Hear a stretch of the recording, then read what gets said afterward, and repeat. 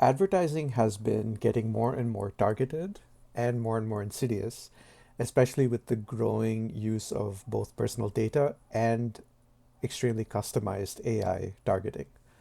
What this means is that companies can use not only your demographic data, such as your age, job, gender, location, income bracket, and so on, but also things like your psychographic information, such as the TV shows you've watched, the ways you've interacted with certain, YouTube videos or shorts, what you've swiped left on versus right, what you've liked, what you've disliked, what you've posted on social media. AI can now analyze all of this without a human being needing to go through all of it manually because it's a lot of data, and can then target you with ads that you are most likely to respond to.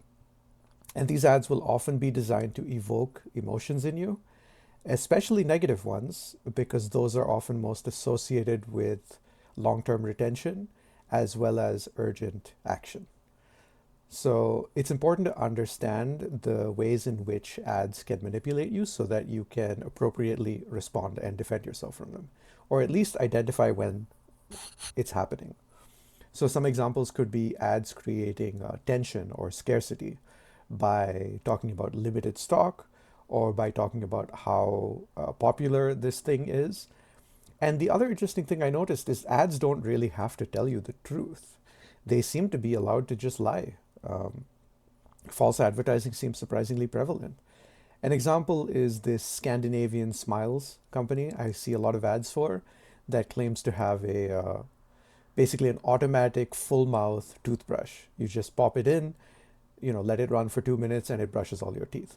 But when you actually look into the medical literature and studies on this thing, it turns out that the results are roughly equivalent to not brushing your teeth at all.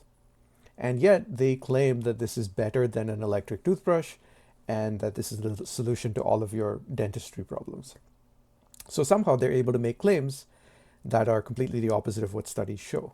So if you're not educated on this, you might end up falling for the advertising, buying the product, maybe even using it, and you might even experience a placebo and feel like it's working, but it's not.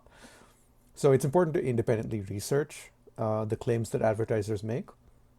And it's also important to look at some of the tactics they use. Like in their ads, they evoke basically a sense of comparison because they talk about people using this, people who care about their teeth, and they try to get you to identify with that target audience. So if you are someone who cares about your dental health, they try to make you feel like you are not doing everything correctly if you don't buy this product.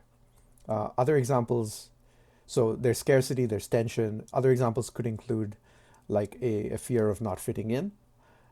It could also include like evoking a sense of outrage. A lot of charities will use ads that evoke either a sense of despair, sadness, empathy, or outrage to get you to donate money.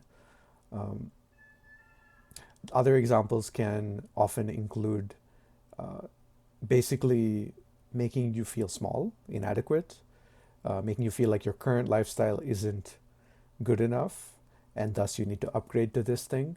Temu with their campaign of shop like a billionaire is one big one, right?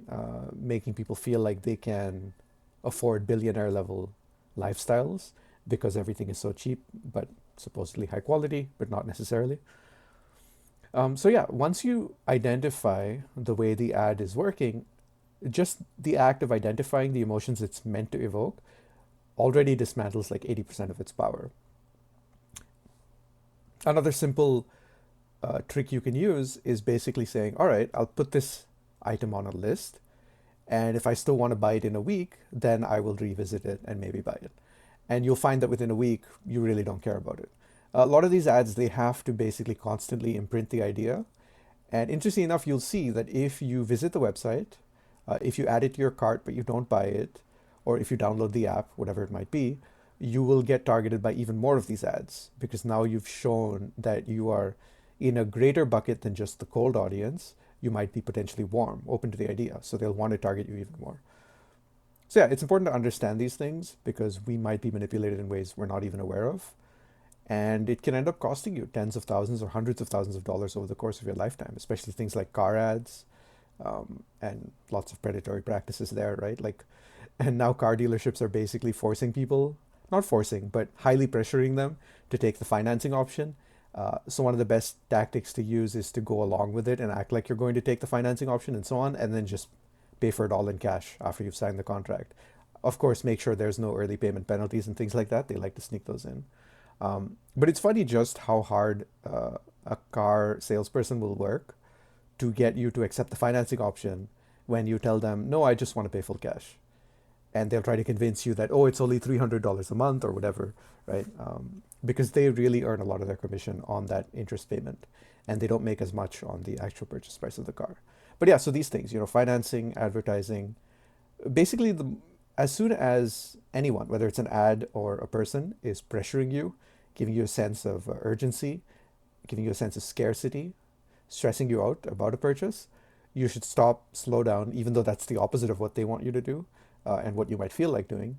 You stop, slow down, analyze the situation, sleep on it, take some time to think about it, run the numbers. That'll help you get into a rational mode of thinking rather than an emotional mode. And you want to make that decision in the rational mode of thinking, because when you make emotional decisions, those are often the ones that you regret.